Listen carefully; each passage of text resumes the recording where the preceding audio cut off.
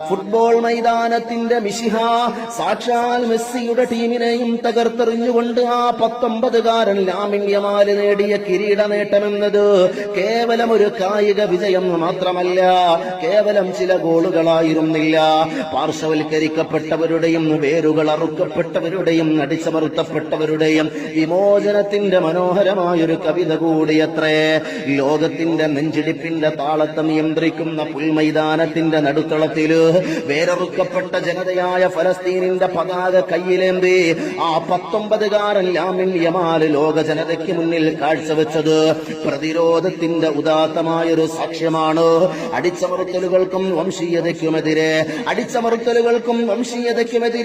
മഹ്മൂദ് ദർവിഷിനെ പോലെയുള്ള എഴുത്തുകാർ സാഹിത്യത്തിൽ പേന കൊണ്ട് ചെയ്ത അതേ ധീരമായ വിപ്ലവത്തെയാണ് ലാമിൻ യമാൽ തന്റെ കാൽപാദങ്ങൾ കൊണ്ട് അടയാളപ്പെടുത്തുന്നത്. മർദിത പീഡിത ജനതകൾക്ക് വേണ്ടി കാലം ഇന്നോളം ഒരു ഗോൾ വലയും കിളിങ്ങിയിട്ടില്ലെങ്കിലോ കാലം ഇതിനെ അടയാളപ്പെടുത്തട്ടെ. മൻറാമിങ്കും മുൻകറാ